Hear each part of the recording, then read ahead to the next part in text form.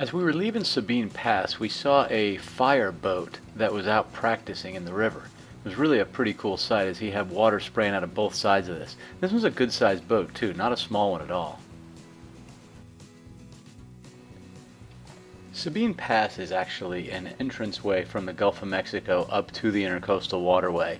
The next one that's further south and west would be the actual Galveston Bay Inlet or the Houston Ship Channel. What was interesting to me was to see just how close these two ships passed one another in the channel. You can see we were on the side of it, but they certainly did pass pretty darn close next to one another at about 6 or 8 knots. Welcome back to another video. Today we are playing Yahtzee with my grandma, and my sister's playing with the car. Deb's a genius. On the second day or so, we were looking for things that McKinley could do to entertain herself in the cockpit. A big Tupperware bowl with about 2 inches of water in it, a towel that if it got wet she could kind of rub her face with it and cool down, or a couple of My Little Ponies you see on the floor next to the bowl that she would play in and bathe in the water and whatnot. And in this little video, Deb said, "Hey, do you want to help us? We can clean the boat."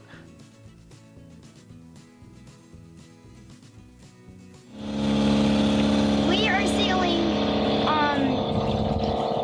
one of our boats back to Louisiana. Today we are going to get to Louisiana, but we're going to stay in Lake Charles. So, yeah.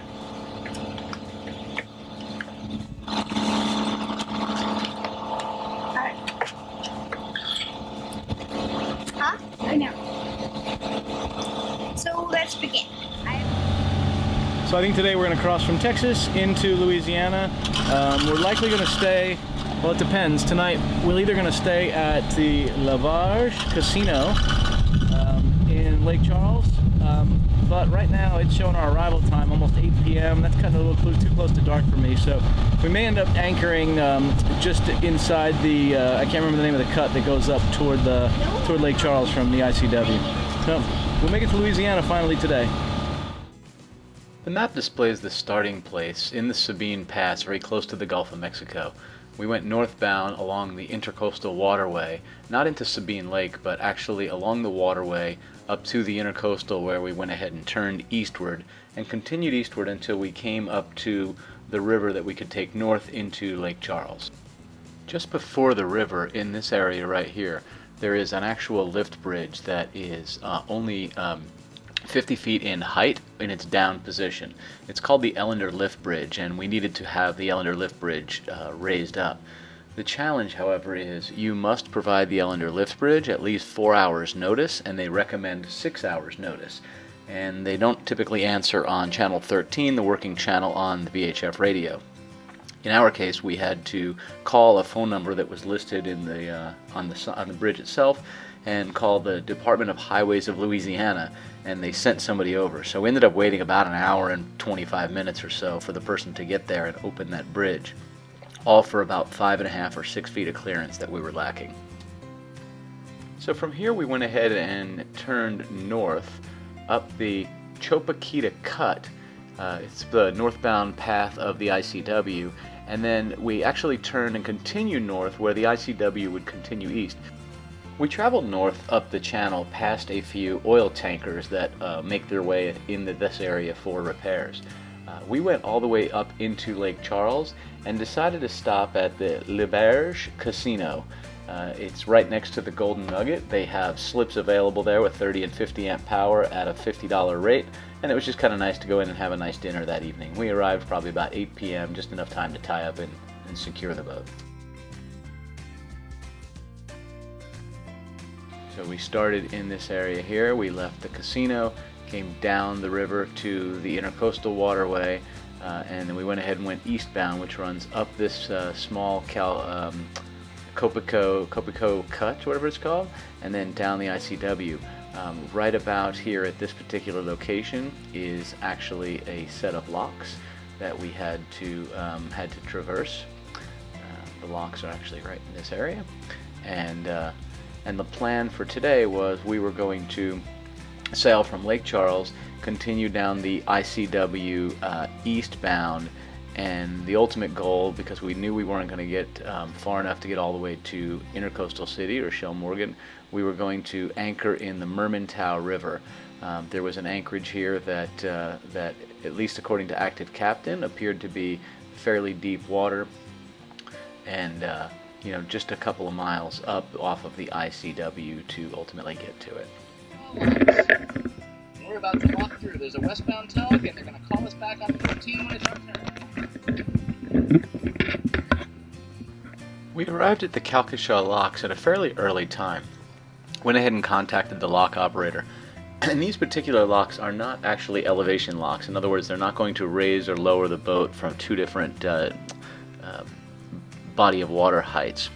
What they actually are there for is to control the ingress of salt water into the freshwater bayou canals. So they lock boats in one direction and or out the other and keep them closed when boats aren't coming through. So in this video we are approaching the lock now. They gave us a time slot. We had kind of hovered back and waited for a little bit until the westbound tugs had made their way through, and then he contacted us to make our way into the lock. And you can see here we're just now starting to enter into the lock itself. For these particular locks, if they're not going to change elevation, most of the time they don't even have you stop and tie up. They actually just have you slowly work your way through the lock. You get into the middle of it, you contact the lock operator so they can close the gate behind you, and then as soon as that gate closes, you go ahead and open the one that's on the forward side, and you can start to motor forward through the lock to ultimately get out of it itself. And here's what it looks like in completely fast motion at 20 times speed from the cockpit of the boat.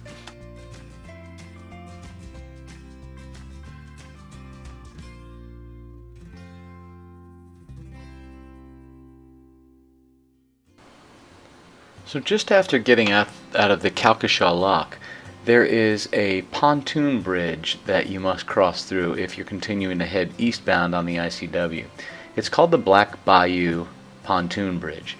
They respond on channel 13 on the VHF radio, and it's kind of interesting. You call them up and you tell them you need to get a pass-through on the bridge itself. Typically you reach out to them by depressing the button, and you'd call out, for example, Black Bayou Bridge, Black Bayou Bridge, Black Bayou Bridge, sailing vessel last affair. And then you pause and you wait a few moments for them to respond. Typically they'll respond back with, go ahead vessel, Black Bayou Bridge, and we tell them we're requesting an opening. And then they will say, typically it's a little different for each bridge, but on the pontoon bridges on this ICW portion that we've gone through, they'll typically say, I'm going to go ahead and stop traffic and open the bridge, listen for one long and one short blast of the horn, and then you'll know the cables have dropped. And what they mean by the cables have dropped is this pontoon bridge is essentially a floating barge, and the barge sits across the ICW with a ramp, a metal ramp that sits down on each side, which you'll see here in a moment in the video as we pass through it. The ramps are up and the barge is out of the way. And then there's a series of cables that pull the barge on a big giant hinge from one side of the ICW to the other. So once it's open, you have to wait a few moments for those steel cables to sink to the bottom of the water so that they are not actually stretched out just below the surface, at which point in time you potentially could hit it with the bottom of your boat or your propeller. So pretty low-tech solution, but it seems to work, and this is on some pretty rural roads in western Louisiana. The wind was right, and we decided to go ahead and toss out the jib for a while and get a little sailing going.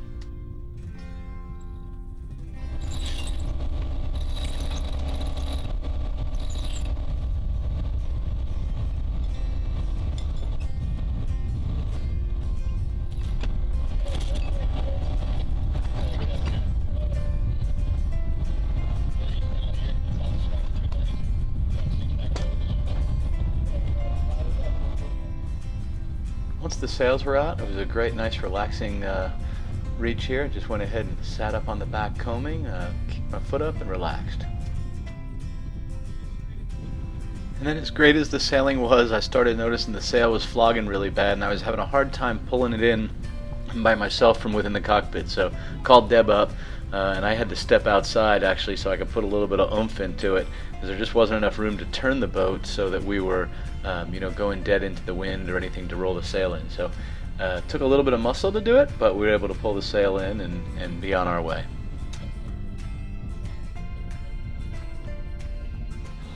We're definitely starting to get into bayou country, so off the intercoastal waterway there's all kinds of these little service canals.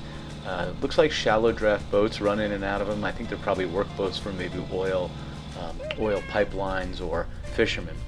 Then we started joking around that we would see birds walking along the shore or cows. We said, where you see birds walking, don't sail, it must be shallow. But these cows were just kind of walking along the edge of the water. And Mom, I don't know if you can hear this, but listen to McKinley calling the cows here.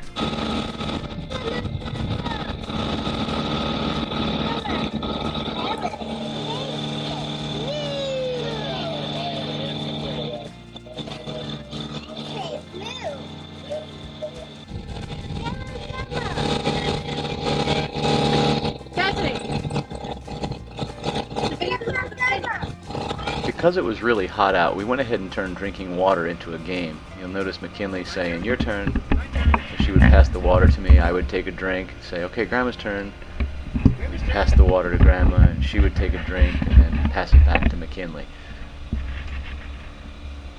Turning it into a game worked really well, and it allowed us to get her to drink quite a bit of water throughout the day, as opposed to milk or juice or anything else. Make sure she stayed good and hydrated while we were out in the heat.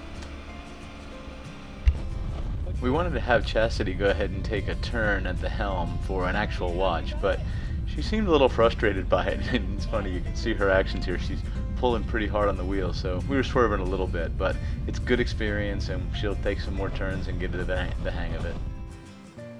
It was a pretty long day, but just as the sun was starting to set, we made it up into the Mermantau River. Deb took the helm. We found a nice little spot, pulled up toward where we were going to anchor, and I plied out the anchor line that we would need based on our depth and any tide changes we expected. We went ahead and dropped anchor, and then stood watch for about 30 minutes to make sure that the anchor was set really well. Once we were confident the anchor was set, decided to go ahead and hop into the dinghy and just do a little bit of validation around the boat with the depth finder to make sure that if the wind changed in the middle of the night and we swung around 180 degrees, we wouldn't end up grounding. So Chastity and I hopped in, and we just watched the depth finder and made sure we didn't see any depth that would be a concern for us. The beauty of this thing was we were in about 14 feet of water, and as we went around the boat, even as far back as the anchor line would be if we went 180 degrees out, we still were like at 9 feet deep. So we were in a really great place. No traffic, boat traffic in here, and it was just a gorgeous anchorage. Once it got dark, Chastity and I went up on deck for a little while and just laid down and looked up at the stars, and without any of the light pollution, it's just a gorgeous sight. So we're settling in for the night and at a great anchorage.